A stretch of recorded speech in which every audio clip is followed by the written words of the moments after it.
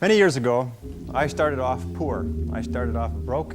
I started off pretty stupid. And over the years, I began to study the subject of success. And I had one simple idea that came upon me in my late teens, and I think it was the most important idea that I've ever had. And it was simply this, that if you study successful people and you do what they do, you'll be more successful. And if you study unsuccessful people and you avoid doing what they do, then you will not be a failure. And what I want to talk to you about tonight is some of the principles that I've discovered in over 20 years of research. I have studied successful men and women. I have read biographies and autobiographies. I have looked at the characteristics and principles of them. I've studied philosophy and economics and religion and psychology and metaphysics. And I've come to 10 key qualities. Now there may be more and there may be less, but I find that each of these 10 qualities that successful men and women have, that if you have these 10 qualities, there's nothing in the world that can stop you from being an outstanding success. So let's talk about these principles. The first principle is clarity. So it means clarity of thinking. It means thinking clearly, and it extends from thinking clearly to a series of other things. With regard to clarity, it means the ability to determine exactly what it is that you want to be, have, or do in life. And the more I study successful men and women, the more I find that every single one of them, the top 5%, are very clear about where it is they're going and what it is they want to accomplish. And when I look at unsuccessful men and women, or men and women who seem to be unhappy and floundering, I find that almost invariably they have a very, very limited sense of direction, sometimes no sense of direction at all. As they say, if you don't know where you're going, any road will take you there. If you do not have clear, specific goals for your life, you are doomed forever to work for people who do. And that seems to be the case. And yet only 5% of people have goals. So the key starting point with regard to clarity is to know where it is you're going and what it is you want to be and what it is you want to have and what it is you want to do. The second key with regard to clarity is decisiveness. Be decisive. I have never met a successful person who was indecisive, and I have never met a failure who was decisive. Be decisive. Develop the characteristic and quality of decisiveness. We know that the reason why we are indecisive is because we're afraid of making a mistake. But the terrible thing is that the way that we think becomes a habit, and the habit of indecisiveness can condemn us to failure. We can be talented and intelligent and ambitious, but if we cannot make the hard decisions in our life, and if we cannot make decisions readily, then what happens is we always have to work for people who do make decisions readily. Now, the interesting thing about decisions is that about 80% of decisions should be made the first time they come up. And if you make decisions every single time they come up, sooner or later you will develop the habit of decisiveness. You'll be very clear about what it is you want, and it's easy to make decisions if you know what it is you want to accomplish. And the difference between successes and failures is not that successful people make right decisions, it is that successful people make their decisions right. The third point under clarity is to have a vision for yourself and a vision for your life. The key to having a vision is to have a dream. They say in the song, you've got to have a dream if you want to make a dream come true. And you can fulfill your dreams. All the great movers and shakers throughout all of history have been dreamers. They've been people with dreams. They've been people with visions. All leaders have vision. In the book of Solomon it says, where there is no vision, the people perish. And the metaphysical meaning of that is that where people lack vision, they perish inside because they lose the excitement and the thrill of life. If the best way to predict the future is to create it, which means to have a vision, and even though the vision is in the air or the sky, then build a foundation under your dreams. And when you see men and women who rise from poverty and obscurity to fame and renown, you invariably see someone who had a vision of what they could be and have and do that was far beyond what they were. Every one of us has had an experience. At one time when we were small, we had a vision of being grown up and having our own cars. And as we grew older, we had a vision of having our own homes and our own families. The problem is that our goals are set so low that even when we do achieve them, they don't turn us on. They don't fill us with enthusiasm. So dream big dreams. The second letter of the 10 is competence. And this is a discovery that I made a couple of years ago, and it just staggered me because I've been studying success for years. And then there's the book In Search of Excellence, and then there's The Pursuit of Excellence, and then there's Refinding Excellence and Losing Excellence, and all the excellence books. And I sat down and looked at this whole concept of excellence, and I saw something that I hadn't noticed. It's almost like something brought to the surface of your mind. I noticed that every single man or woman that I had studied who had achieved any kind of success in any field whatsoever had done it after they had made a commitment to becoming excellent in that field. And I began to look, and I began to compare, and I began to talk to people, and I speak to thousands of people virtually every month. I found that I never found a single person who was successful who was not excellent at what they did. That competence The commitment to becoming excellent in your chosen field is an indispensable prerequisite for success, that if you are not good at what you do, you haven't got a chance in our competitive society unless you win the lottery. And only the top 5 or 10% are excellent. You must commit yourself to excellence. You must commit yourself to becoming the best. And the wonderful thing is that excellence is a journey. It's not a destination. You never get there. Complacency and satisfaction are the key enemies of excellence. But once you commit yourself to becoming excellent, the whole world opens up for you. A very important point of excellence is this means simply this: do your best every time out and always strive to do it better. Excellence yields opportunities, because when you become good, you open up. It's almost like the Red Sea of opportunity opens up in front of you. When you become excellent, you come to the attention of people, and people try to get you, and they give you more responsibilities and more opportunities. You see, when we do something well, it gives us a feeling of self-esteem and pride. We feel like a winner. But if we do things in an average way, it doesn't give us anything. That's why the companies that have committed to excellence are not hundreds of % better in any given area. What they are is they are 1 or 2% better in 100 different areas. That's the key. You see, you don't have to be a quantum leap different from somebody else. You just have to be a little tiny bit different in the critical areas that make a difference. And you can achieve that simply by making it a goal, setting it as a goal, and working on it. You can become anything that you want to become. The harder you work, the better you get. The average self-made millionaire in America works 12 to 13 hours a day. Works about 60 to 65 hours a week. I'll tell you this with regard to hard work, that in our society you only work 8 hours a day for survival. Everything over 8 hours is for success. And if you're only working 8 hours a day, you're in trouble. If you're only working 8 hours a day, you better have a rich uncle, or you better have somebody else who's going to take care of you, because 8 hours a day only gets you survival in our society. Because it's so competitive that somebody else is working 9, they've got an edge on you. Somebody else is working 10, they've got a bigger edge on you. Every hour over 8 that you invest is an investment in your future, is an investment in your success. And if you put in the hours over 8, whether it's studying or reading or working, if you put in the hours, it will pay off, and it will pay off in spades. It's like throwing seed in the ground. When you throw a seed in the ground, the plant that comes up is not just one seed, it's hundreds of seeds. There's a crop that you put in, but you must put the seed in the ground first. The next letter, C, stands for concentration. Concentration. I think that the ability to focus and concentration are the two keys to success in life. You see, in life, there's never enough time to do everything, but there's always enough time to do the important things. Instead of doing what is fun and easy, which is what most people do, you know what they do? They make a list of everything they have to do, and then they start at the bottom of the list and they work on the irrelevant things. At the end of the day, they haven't got anything done. Successful people, peak performers, concentrate on the top items. And remember, anything other than working on the top items on your list is a waste of your time. And time management is not just time management is life management. You can do anything you want with your life if you'll manage your time properly. We all have the same 24 hours a day, and the ability to concentrate, to discipline yourself, to use willpower and perseverance, to concentrate on one thing at a time is a quality of all success. Nothing great has ever been accomplished without the ability to concentrate single-mindedly on one thing at a time. Develop a sense of urgency. A sense of urgency is a quality that is possessed by only 2% of the population. 2% of the population do things fast. 2% of the population have a bias for action. In Tom Peters' wonderful book, In Search of Excellence, he says that all the excellent companies have a bias for action. And all of the companies that do not classify or do not come into the excellence category do things when they get around to it. You call them up and you have a problem or a complaint. You hear from them 3 or 4 weeks later. But the excellent companies, you call up with a problem or a complaint, and bang, there's somebody back to you in 2 minutes. So develop a sense of urgency. Get the reputation as the person who does things fast.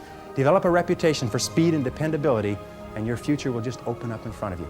And if you'll develop that habit of working fast, that sense of urgency, act now, do it now, do it now, do it now. In selling especially. Somebody calls you up and has a question, get back to them now. Somebody has a problem, get back to them now. Somebody needs something, move on it quickly. If you have to forego coffee breaks or lunch or something else, move fast. If you develop that reputation for speed, it will be worth a fortune to you. The next C is common sense. You can train your mind to have common sense. You can train your mind to think things through before acting. In my experience, action without thinking is the cause of every failure. Action without thinking is the cause of every failure. And common sense comes from taking the time to think things through before you act. Listen to your intuition. Your intuition is one of the best guides that you possibly have. Learn from your setbacks. This is one of the characteristics of high-performing men and women, is that every single time they have a problem or a difficulty, they sit back and they dissect it and they learn everything possible from it. They try to develop general principles. From each setback, they say, what is the valuable lesson I can learn? So you take a look at everything that has happened to you, take a look at the very most difficult experience that you're in right now, and ask yourself, what is the most valuable lesson I can learn from this experience? And believe me, if you look for the lesson, in the Bible it says, seek and ye shall find. It doesn't say seek and occasionally you might find something. It says seek and ye shall find. If you look for the valuable lesson or the seed of an equal or greater advantage or benefit in every difficulty, you will find it. Number 5, C, is creativity. Tap your creative potential. Accept the fact that every single human being is a genius, and all successful men and women are creative. They're creative in that they respond to their world differently. They ask questions, they're flexible, they're curious. You know what the hallmark of creativity is? Curiosity. And I find that the smartest people of all, the ones that have the greatest education and the most experience, are the ones who ask the most questions. They ask questions almost as if they were children, but they never stop asking questions. They're very open and flexible, and they have the ability, once they learn a new piece of information, to drop what they're doing if the new information contradicts it and do something else. Do you know what most people do? Most people keep on doing what they're doing until they run into a wall. As they say, the more you do of what you're doing, the more you'll get of what you've got. Remember, 80% of everything that we are doing today in our general business will be different 5 years from now. 80% of the products that we use, the food that we eat, the cars we drive, the music we listen to, the movies we go to, even the streets we drive on, 80% of everything will be new in 5 years. That's how rapidly things are changing. According to the research, all you need is an idea that's 10% new to start a fortune. If you want to be, I'm going to tell you something, that if you want to be wealthy in life, if you wish to become very wealthy, if you wish to become even a millionaire, you can do it if you're willing to pay the price. But most people become millionaires by offering a good or service that people use all the time, and they offer it just a little bit better. They do it just a little bit faster. They put a little bit more grace or finesse into what they're doing. They handle it, they wrap it, they are more polite. The restaurant that has people coming back to it may have food that's only 5% different, but it's the way the people handle it that's so different. You can do anything you want in life. All you have to do is find an idea that's 10% new, and you'll find it if you flood your mind, read magazines, read books, ask questions, ask why people are doing things the way they're doing. Next is consideration. Consideration is based on the fact that the quality of your relationships with other people, more than anything else, will determine your success in life. How well you get along with other human beings, your quality of interaction will determine your happiness, your success, your achievements, your wealth, and anything else. And that's very, very true. Develop the people skills that you need to be successful. Take courses in communications. Take courses in effective listening. Take courses in public speaking. You know, one of the most important parts of communicating and getting along well with others is the size of your vocabulary. You've probably heard that before. The size of your vocabulary, your ability to express yourself orally, your ability to stand on your feet, your ability to write effectively and get your point across to others will have a tremendous impact on your life, because you cannot imagine a successful person who cannot communicate effectively with other people. Consistency means that dependable, steady, predictable work is always vastly superior to spurts or flashes of brilliance and genius. There's a law of accumulation in the universe, if I can pass this on. A law of accumulation that says that even though you do 100 things or 1,000 things that you don't see, eventually they accumulate and they gather a force of their own. That every single great accomplishment in life is the result of thousands of minor accomplishments that nobody ever sees. But every single great success was at one time a failure. And they failed and failed and failed and failed over and over again. And all great successes are a story of failure, failure, failure, failure, failure. Outstanding success. Boy, ain't he lucky. Isn't that right? Boy, he was lucky. He sure had the right connections. The next C is commitment. I found that the ability or the willingness to make a complete commitment to a job, a commitment to a relationship, a commitment to a profession, to make a commitment is one of the hardest things that human beings do. And yet no success is possible without commitment. Who is it that Emerson said that every great achievement is the triumph of enthusiasm? That the ability to commit yourself enthusiastically, wholeheartedly, 100% to what you want to do is the starting point of all achievement? That if you cannot commit yourself wholeheartedly, it probably means that it's not right for you? And that all of us in life seek for something that we can commit ourselves to. Alan Cox, in his book, The Achievers, which came out last year, found that the executives in the corporations that he studied who achieved the very most in the shortest period of time had found the proper niche for themselves and had lost themselves in their work. Dr. Shirley Blotnick's study of self-made millionaires. 83 out of 1,500 people became self-made millionaires over 20 years. He found that the one quality that they all had in common was that they picked work that they loved, they specialized in that work, they became very good in it, and they eventually became paid very well for it, and then they held on to the money. Courage is the outstanding quality of all leaders. Courage means that you have the ability, you have the willingness to confront your fears. Because what I've found over the years is that brave people, courageous people are not people who are not afraid. They're simply people who master their fears. They're simply people who face their fears, confront their fears. And Mark Twain said it many years ago. He said, with regard to fear, he said, do the thing you fear, and the death of fear is certain. Now, fear and courage tend to be habits. That if you are afraid and you give in to the fear and you back away, it becomes a habit to back away whenever you're afraid or unsure.